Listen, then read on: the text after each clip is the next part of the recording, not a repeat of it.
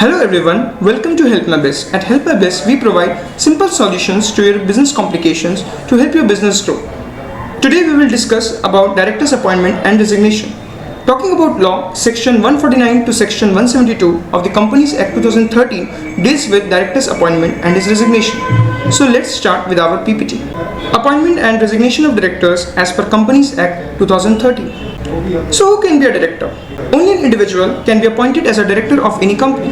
The foreign individual or a non-resident can be appointed as a director in the company. A director should be of sound mind and is declared so by the court. He or she should be solvent and should not be convicted by a court for any offense. Next is requirement of directors in different companies. In public limited company, the minimum number of directors which are required is 3, whereas in private limited company, the number is 2, whereas in one-person company, the minimum number of directors is 1. But in all the above cases, the maximum number of directors is 15. Next is types of directors. There are different types of directors which can be appointed in a company. These are independent directors, small shareholders director, women director, additional directors, residential director, managing director, executive and non-executive director. Next is types of appointment. There are different types of appointment of directors in a company. Number 1 is appointment of first director. The first director is appointed through articles of association of a company. But if the articles of association do not provide any procedure for the appointment of the first director, then in that case, the subscriber to the memorandum of association, who are individuals, shall be deemed to be the first directors of the company. Next is appointment by shareholders. As per Section 255 of the Companies Act 2013, the directors of the company are appointed by the shareholders of the company through a resolution passed at its annual general meeting. However, before such appointment, a communication must be made to the members either through email or through registered post at least 7 days before the meeting. Next is appointment by Board of Directors. Generally, the members of the company have the power to appoint the directors of the company at the general meeting. But in few cases, Board of Directors can also appoint the directors of the company. For example, casual vacancy of the director shall be filled by the Board of Directors of the company, but the appointment shall be subsequently approved by members in the immediately next general meeting. Next is appointment by central government. To avoid operation or mismanagement of the stakeholders of the company, the central government has the power to appoint director at any time but not beyond 3 years.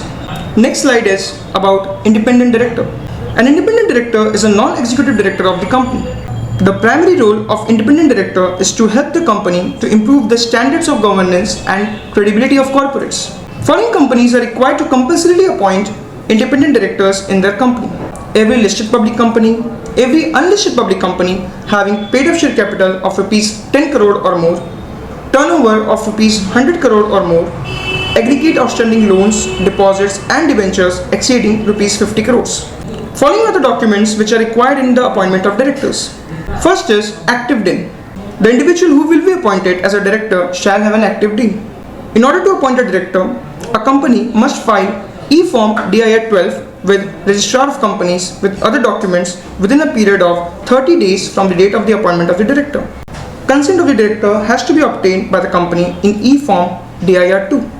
Director has to submit DIR 8 to intimate that whether he/she is disqualified to be appointed as a director under Section 164 of the Companies Act 2013. Board resolution and general meeting resolution which is passed by the company for the appointment of the proposed director, and then as per Section 184 subsection 1 of the Companies Act 2013, MBP1 has to be filed by the director after his appointment in the company to disclose his interest in any company, firms or other association of individuals. As per Section 168 of the Companies Act 2013, following are the procedures which is followed in case of resignation of a director. The director may serve the notice of resignation in writing to the company, and then the Board of Directors shall take the consideration of the receipt of the notice served by the director, and accordingly, Board of Directors should pass the resolution for accepting the resignation of director. And then, intimation shall be sent by the company to the Registrar of Office within 30 days of the receipt of the notice in DIR 12.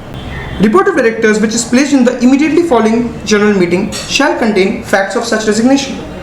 Director shall Forward copy of his resignation with reasons to registrar within 30 days from the date of resignation in Form DIR 11 with fees. Next is effective date of resignation. The resignation of a director shall have effect from the later of the following dates: the date on which the company receives the notice, or the date specified by the company in the notice. Thanks for watching. For more updates, please log on into www.helpmybiz.in. Please like, share and subscribe to our YouTube channel and press the bell icon for notifications.